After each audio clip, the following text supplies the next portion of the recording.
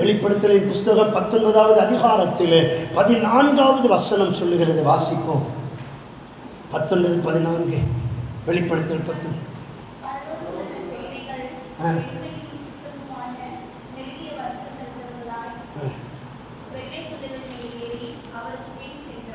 ஆமென். வெள்ளை குதிரையின் மேலே ஏறி அவருக்கு பின் சென்றார்கள். இனி காலம் செல்லாது என்று வேதம் நமக்கு சொல்லுகிறது. கர்த்தருடைய வருகை அதை சீக்கிரம் என்று வேதம் நமக்கு சொல்லுகிறது. ராஜாவை எதிர்நோக்கி நீங்களும் நானும் காத்திருக்கிறோம். எப்படி ஆகலும் ஒரு நாள் அந்த ராஜாவுக்கு முன்னாலே நான் போய் நிற்கணும், அவரை நான் சந்திக்கணும். வெள்ளை குதிரையின் மேலே ஏறி இருந்தவருடைய கைகளில் அநேக கிரீடங்கள் இருந்தது என்று சொல்லி வேதம் நமக்கு சொல்லுகிறது. அந்த ராஜாவின் கையில் இருக்கிற கிரீடங்களில் ஒன்றை நான் பெற்றுக்கொள்ளணும். ஹல்லேலூயா, ஹல்லேலூயா. ஒரு சிறந்த குதிரையாக மாறுவோம் என்றால் வெள்ளை குதிரையின் மேலே ஏறி இயேசுவுக்கு பின் சொல்லுவோம். ஆமென். நம்முடைய சிரசின் மேல கிரீடங்கள் சூட்டப்படும். இவர்கள் ஜெயித்தவர்கள். ஆமென். இவர்கள் உலகத்தை ஜெயித்தவர்கள். இவர்கள் பிசாசின் எல்லா அதிகாரங்களையும் ஜெயித்தவர்கள். பிசாசின் வல்லமையை ஜெயித்தவர்கள். பிசாசின் தந்திரங்களை ஜெயித்தவர்கள். ஆமென். ஸ்தோத்திரம். ஜெயித்தவர்களுடைய சிரசிலே கிரீடம் சூட்டப்பட்டவர்களாக ராஜாவாகிய இயேசு ஆமென் ஒரு வெள்ளை குதிரையின் மேல முன் செல்லும் பொழுது நீங்களும் நானும் சிரசிலே கிரீடங்கள் சூட்டப்பட்டவர்களாக வெள்ளை குதிரையின் மேல அந்த ராஜாவுக்கு பின் செல்லுகிறவர்களாக ஒரு நாள் கர்த்தர் உங்களையும் என்னையும் மாற்றப் போகிறார். ஹல்லேலூயா. அந்த பாக்கியத்தை பெற்றுக் கொள்வதற்கு இன்றைக்கு நம்முடைய வாழ்க்கையை ஒப்புக் கொடுப்போமாக. உலகம் ஆமென் அந்த பாக்கியத்தை நினைக்கிறவர்கள், அந்த பாக்கியத்தை வாஞ்சிக்கிறவர்கள், அந்த பாக்கியத்தின் மேல விருப்பம் வைக்கிறவர்கள் உலகத்தை ஒரு பொருட்டாய் நினைக்கவே மாட்டார்கள். உலகத்தின் காரியங்களை ஒரு பொருட்டாய் நினைக்க மாட்டார்கள். உலகத்தின் ஆசைகளை ஒரு பொருட்டாய் நினைக்க மாட்டார்கள். உலகத்தின் சிற்றின்பங்களை ஒரு பொருட்டாய் நினைக்க மாட்டார்கள். இதைவிட மேலான ஒரு பாக்கியம், இதைவிட ஆசீர்வாதமான ஒரு பாக்கியம், இதைவிட உன்னதமான ஒரு பாக்கியம், அழகான ஒரு வாழ்க்கை, அற்புதமான ஒரு வாழ்க்கையை எனக்காக என் கர்த்தர் ஆயத்தப்படுத்திக் கொண்டிருக்கிறார். இந்த உலகத்திலே அல்ல, நித்திய காலமாக மகிமையான அந்த வாழ்க்கையை நான் அனுபவிக்க வேண்டும்.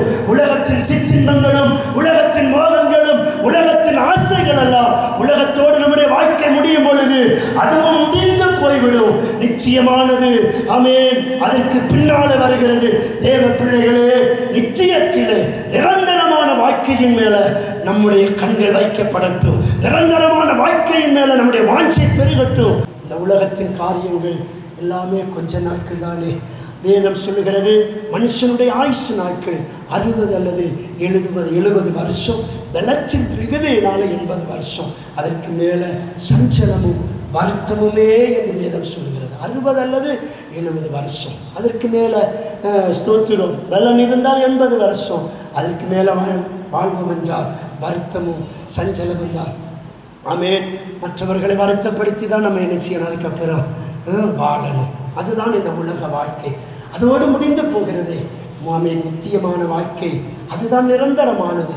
கோடான கோடி ஆண்டுகளாக நித்தியமாக யுகமாக அவரோடு கூட நாம் வாழ்வோம். அந்த நித்தியத்திற்கு நேராக 60 அல்லது 70 வருஷம் வாழப்போகிற இந்த உலக வாழ்க்கையில் நம்முடைய மனம் போன போக்கில் வாழ்வோம் என்றால், நம்முடைய மனம் என்ன சொல்லுகிறதோ அதற்கு நாம் அதற்கு இடம் கொடுத்து அதன்படி வாழ்வோம் என்றால் ஸ்தோத்திரம், நித்தியத்தை நரகத்திலே கழிக்க வேண்டிய நிலை கடந்து வரும். அதிலிருந்து தப்பவே முடியாது, அதிலிருந்து நம்ம வெளியே வரவும் முடியாது. ஸ்தோத்திரம். இந்த 60 அல்லது 70 வருஷம் வாழப்போகிற இந்த கொஞ்ச கால வாழ்க்கையில் கர்த்தருடைய சித்தத்திற்கு, ஆண்டவரே உம்முடைய சித்தத்திற்கு என்னுடைய வாழ்க்கையை நான் ஒப்புக் கொடுக்கிறேன், நீர் விரும்புகிற ஒரு வாழ்க்கை வாழ என்னுடைய வாழ்க்கையை நான் அர்ப்பணிக்கிறேன் என்று சொல்லி ஒப்புக் கொடுப்போம் என்றால், அவருடைய சித்தத்தின்படி வாழ்வோம் என்றால், அவர் சித்தத்தை செய்வோம் என்றால் நித்திய காலமாக இயேசுவோடு கூட இருப்போம். ஹல்லேலூயா. வேதம் சொல்கிறது 10 நாட்கள் உபத்திரவப்படுவீர்கள், ஆண்டவர் இந்த உலகத்தின் நாட்களை வெறும் 10 நாட்களுக்கு ஒப்பிட்டிருக்கிறார். முடிவு பரியந்த நிலை நிற்கிறவனே ரட்சிக்கப்படுவான் என்று வேதம் சொல்கிறது. இந்த 10 நாள் வாழ்க்கையில் கர்த்தருக்காக வாழ்வோம் என்றால் நித்தியத்திலே இயேசுவோடு கூட இருப்போம். ஹல்லேலூயா. கரங்களை உயர்த்தி அல்லேலூயா சொல்லுவோமா? ஹல்லேலூயா. இன்றைக்கு நம்முடைய வாழ்க்கையை ஒப்புக் கொடுப்போமாக. ஒரு சிறந்த போர்க்குதிரையா அவர் யுத்தத்திலே தமது சிறந்த குதிரையாக நிறுத்துவார் என்று வசனம் நமக்கு சொல்லுகிறது. எல்லார் கண்களை மூடி ஆமென். ஆண்டவரே, நான் ஒரு சிறந்த குதிரையாக மாறணும்ப்பா. என்னை ஒரு சிறந்த குதிரையாக மாற்றும். என்னை ஒரு சிறந்த குதிரையாக மாற்றும். உள்ளத்தின் ஆழத்திலிருந்து எல்லாரும் ஒரு விசை வாய்களை திறந்து சொல்லுவோமா? எல்லாரும் ஒரு விசை வாய்களை திறந்து உள்ளத்தின் ஆழத்திலிருந்து ஆண்டவரே ஒரு சிறந்த குதிரையாக மாற அப்பா, பலமான ஆகார ஆண்டவரே, இனியும் நான் பாலை உண்ணத்தக்கவர்களாக அல்ல, பலமான ஆகாரம் என்னுடைய ஆவிக்குரிய வளர்ச்சிக்கு ஏற்றபடி ஆண்டவரே பலமான ஆகாரம் எனக்கு தேவைப்பா. அதை நான் புசிக்கணும் ஆண்டவரே, அதை நான் புசிக்கணும் அப்பா. ஸ்தோத்திரம். அதற்காக என்ன நான் ஒப்புக் கொடுக்கணும். ஜெபிங்களே. ஹல்லேலூயா. பயிற்சி தேவை. பழக்குவிக்கிறார் கர்த்தர் நம்மை அவருடைய ஆலயத்தில் கொண்டு வந்து தேவனுடைய ராஜ்யத்தின் பரலோகத்திற்கு நிழலாகத்தானே இந்த பூமிக்குரிய ஆராதனை ஸ்தோத்திரம். பரலோகத்தில் நம்ம எப்படி இருக்க போகிறோமோ அதை குறித்துத்தான் இங்கே அவர் நமக்கு கற்றுக் கொடுக்கிறார். ஸ்தோத்திரம். பழக்குவிக்கும் பொழுது நம்மை ஒப்புக் கொடுப்போமா? பயிற்சி கடினமானது தான். ஒரு இராணுவ வீரன் கடினமான பயிற்சிகளை தாங்கிக் கொண்டு அந்த வேதனைகளை சகித்து கொண்டு பயிற்சியை முடித்து வெளியே வரும் பொழுது அவன் சொல்லுகிற வார்த்தை ஸ்தோத்திரம், என்னுடைய நாடு, என்னுடைய நாட்டிற்காக நான் என் உயிரையும் கொடுப்பேன் என்கிற ஒரு துணிச்சலோடு அவன் வெளியே கடந்து வருகிறான். ஸ்தோத்திரம். உருவாக்கப்படுகிற தேவ பிள்ளைகள் தான் கர்த்தருக்காக வைராக்கியமாய் நிற்பார்கள். யாரெல்லாம் உருவாக்கப்படுகிறார்களோ அவர்கள் தான் உபத்திரவத்திலே கர்த்தருக்காக நிற்பார்கள். கர்த்தருக்காக என் ஜீவனையும் கொடுப்பேன் என்று நிற்பார்கள். 3.5 ஆண்டுகள் சீசர்கள் இயேசுவோடு கூட நடந்தார்கள், உருவாக்கப்பட்டார்கள். கர்த்தர் அவர்களை உருவாக்கினார். ஸ்தோத்திரம். ஆமென். அப்போஸ்தலர் பெந்தேகோஸ்தே நாள் வந்த பொழுது அவர்கள் எல்லாரும் பரிசுத்த ஆவியினாலே நிரப்பப்பட்டார்கள். ஆமென். அப்போஸ்தலர்கள் சொன்னார்கள், இயேசுவை நீங்கள் சிலுவையிலே அறைந்து கொன்றீர்கள், அதற்கு நாங்கள் சாட்சிகளாக இருக்கிறோம். இயேசுவுக்காக தங்களுடைய உயிரையும் கொடுத்தார்களே, துணிந்து போய் பிரசங்கித்தார்களே. ஹல்லேலூயா. உபத்திரவத்திலே கர்த்தருக்காக உறுதியாய் நின்றார்களே. உருவாக்கப்படுகிற தேவ பிள்ளைகள் தான் உபத்திரவத்தில் உறுதியாய் நிற்பார்கள். உருவாக்கப்படுகிறதற்கு யாரெல்லாம் தங்களை விட்டுக் கொடுக்கிறார்களோ அவர்கள் தான் கர்த்தருக்காக தைரியமாய் நிற்பார்கள். நமக்கு ஒரு கட்டுப்பாடு தேவை, கீழ்ப்படிதல் தேவை. நமக்கு ஒரு ஒழுக்கம் தேவை. ஸ்தோத்திரம். வேதம் நமக்கு சொல்லுகிறது அல்லவா, உங்களை நடத்துகிறவர்கள் உங்கள் ஆத்துமாக்களுக்காக உத்தரவாதம் பண்ணுகிறதினாலே அவர்கள் துக்கத்தோடே அல்ல சந்தோஷத்தோடே அதை செய்யும்படிக்கு எல்லாவற்றிலையும் அவர்களுக்கு கீழ்ப்படிந்து அடங்குங்கள் என்று வேதம் சொல்லுகிறது. உருவாக்கப்படும் பொழுது, பயிற்சிகள் நமக்கு கொடுக்கும் பொழுது எப்படி வாழ வேண்டும், எப்படி கர்த்தரை ஆராதிக்க வேண்டும் என்று அவர் நமக்கு கற்றுக் கொடுக்கும் பொழுது கீழ்ப்படிந்து நான் அடங்கணும் ஆண்டவரே, கிருபை தாரும் என்று கேளுங்களே. ஒரு தைரியமான மனநிலை எனக்கு வேணும், அதை எனக்கு தருவீராக என்று சொல்லி கர்த்தரை பார்த்து கேட்போமா? எல்லாரும் கேளுங்களே. ஹல்லேலூயா.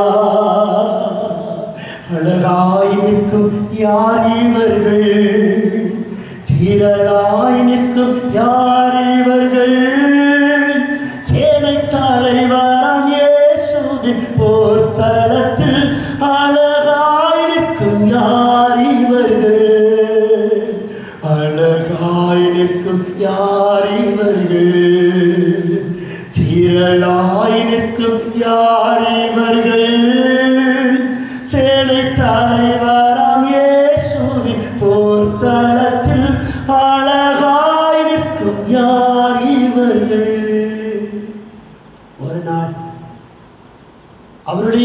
போர்க்களத்திலே, இன்றைக்கு இந்த போர்க்களத்திலே கர்த்தருக்காக நின்றார்.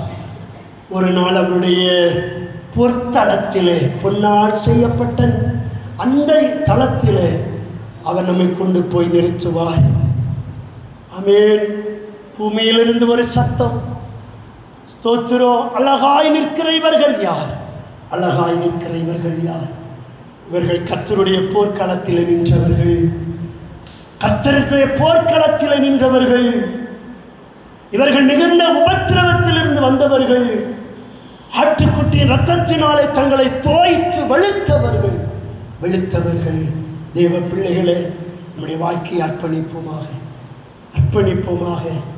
அவருடைய பொற்தளத்தில் நிற்க, இன்றைக்கு அவருடைய போர்க்களத்தில் நின்று சாத்தானையும் அவனுடைய வல்லமைகளை ஜெயிக்கிறவர்களாய், உலகத்தை ஜெயிக்கிறவர்களாய் ஸ்தோத்திரம் மாறுவோம்.